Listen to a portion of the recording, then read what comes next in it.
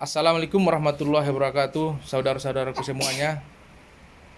Musibah tanah longsor dan banjir pada saat ini sebenarnya bukanlah musibah yang tiba-tiba, tetapi musibah ini adalah sesuatu hal yang mungkin bisa kita prediksi. Bagaimana selama ini kita bisa menyaksikan eksploitasi alam di Sumatera, khususnya di Tabaksel, Tapanuli bagian selatan itu sangat masif terjadi.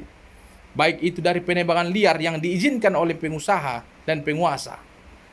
Kemudian dari pertambangan yang sampai saat ini masih terus eksis mengeruk tanah Batang Toru itu. Dalam sajak-sajak saya tuliskan bahwa Batang Toru ini akan hancur oleh kekayaannya sendiri. Dan Batang Toru akan tersenyum karena dia tahu bahwasanya pengeruk ataupun orang yang menghancurkan dia di KTP-nya tertulis namanya yaitu Batang Toru. Baik itu bukan orang Batang Toru asli, tetapi mereka memanfaatkan birokrasi yang korup dengan membeli KTP ataupun kartu keluarga sehingga dia bisa bekerja di sana. Bagaimana keuntungan yang kita terima sebagai masyarakat Batang Toru itu tidak setimpal, sama sekali tidak sebanding dengan apa musibah yang telah terjadi. Harta jiwa melayang sampai saat ini belum selesai juga. Jadi kawan-kawanku, saudara-saudaraku, mungkin ini adalah cobaan ataukah ini hukuman untuk kita supaya kita bisa introspeksi diri, melihat dan sadar bahwasanya alam ini sudah hancur. Jangan lagi kita berikan kesempatan kepada mereka untuk terus menghancurkan alam ini. Dan kepada masyarakat, mohon jangan menerima bantuan dari pihak organisasi ataupun perusahaan yang turut menyumbang kehancuran pada alam kita ini. Itu artinya kita turut mengizinkan mereka menyediakan bom waktu, menyediakan musibah yang lebih besar lagi daripada musibah yang saat ini. Tadi pagi ada saudara saya dari Jepang yang tinggal di Jepang menghubungi saya. Dia ingin memberikan sumbangan kepada masyarakat yang terkena dampak. Dan dia hanya ingin memberikannya melalui saya. Mungkin selama ini dia udah kenal. Dan dia ingin sumbangan itu sampai kepada para korban langsung. Nah, apabila mungkin dia melalui pemerintah dan sebagainya, mungkin dia tidak yakin. Dan alhamdulillah tadi saya bilang, silahkan kirimkan. Walaupun sebelumnya saya tolak. Ada teman saya dari Malaysia. Saya bekerja 2 tahun di Malaysia, 3 tahun di Jepang. Nah, saya tolak. Tapi tadi pagi saya terima. Kenapa? Melihat bagaimana situasi kondisi masyarakat saat ini yang sangat memprihatinkan. Dan saya bukanlah orang yang tidak tahu apa-apa tentang alam Tapanuli ini, tetapi saya adalah salah satu pelopor pecinta alam di Tapanuli Selatan ini. Sejak tahun 2007, saya dirikan organisasi pecinta alam, yaitu Persatuan Anak Penjelajah Alam.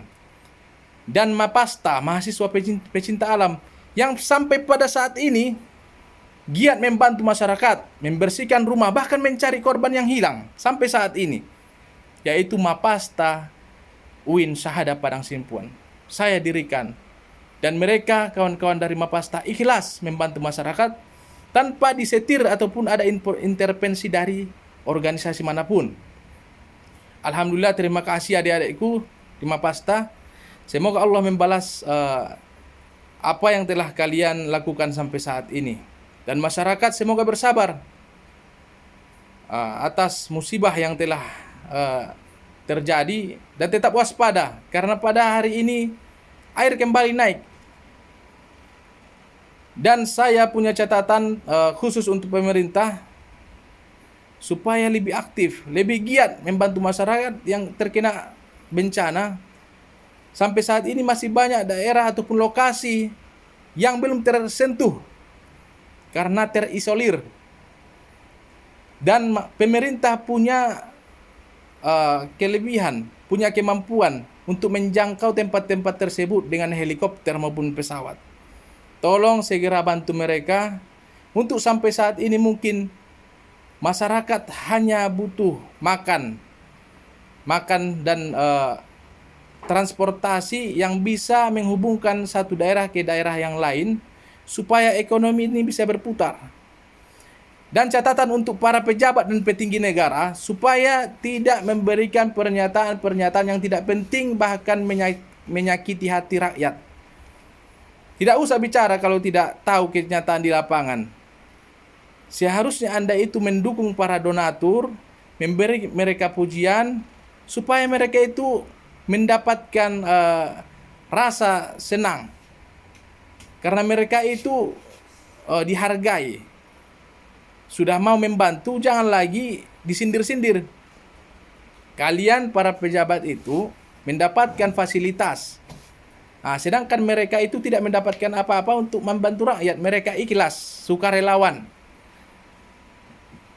Jadi kawan-kawan yang ingin memberikan dana ataupun bantuan, dari saya dan ibu saya juga merupakan korban sebenarnya. Tetapi masih banyak lagi korban yang lebih parah, lebih menyedihkan lagi dari kami.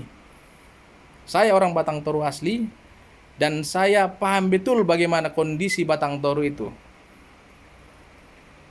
Mohon perhatikan lagi kebijakan untuk izin penebangan di hutan Batang Toru, pertambangan, kemudian PLTA Simarboru. Apakah ini kebijakan yang sudah benar atau tidak? Mengingat lingkungan ataupun alam Batang Toru itu sangat rapuh pada saat ini. Lihatlah bagaimana ekosistem alamnya. Orang hutan, harimau, babi hutan dan lain segala macam itu sampai masuk ke perumahan penduduk mencari makan. Kenapa? Karena di hutan itu tidak ada lagi alat, tidak ada lagi makanan yang mau dimakan. Setelah harimau masuk pemukiman penduduk, masyarakat membunuhnya. Padahal kita yang masuk ke hutan, bukan harimau itu sebenarnya yang datang ke lingkungan kita. Kita yang masuk ke hutan. Dan pengingat untuk kita yang terakhir, musibah yang saat ini terjadi bukanlah musibah yang paling besar dalam prediksi saya. Tetapi bagaimana kita melihat di masa depan pusat Batang Toru itu dan sekitar Sumatera ini sudah masif terjadinya penebangan.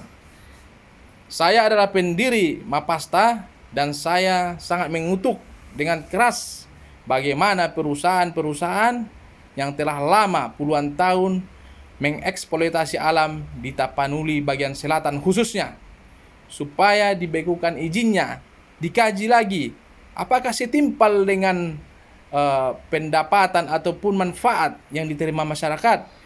Setelah kita melihat bagaimana besarnya bencana ini bukan bencana kecil. Kalau ada pejabat yang mengatakan rupanya ini bencananya tidak semencekam yang saya lihat di medsos, itu Pak Presiden dicopot aja langsung.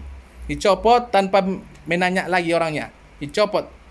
Kemudian bupati-bupati yang tidak mau berkorban ataupun tidak siap menerima bencana ini, melayani masyarakat, dicopot aja, berhenti aja jadi bupati. Nah, mungkin sekian. Terima kasih telah mendengarkan. Saya harap pemerintah bisa mendengarkan apa yang saya sampaikan dan masyarakat bersabar atas musibah yang terjadi ini. Dan kemarin juga air kembali naik di Desa Garoga, dan harap berhati-hati. Pada intinya kita hanya bisa bersabar. Itu alat kita untuk bertahan hidup saat ini. Mengingat bantuan itu adalah dari manusia. Kalau dari Allah itu memberikan perasaan sabar untuk kita. Jangan tinggalkan sholat. Walaupun kita korban, kita bisa membantu korban yang lain. Mengingat kita bukanlah yang paling parah, yang paling merasa menyedihkan pada saat ini. Masih banyak yang menyedihkan selain kita.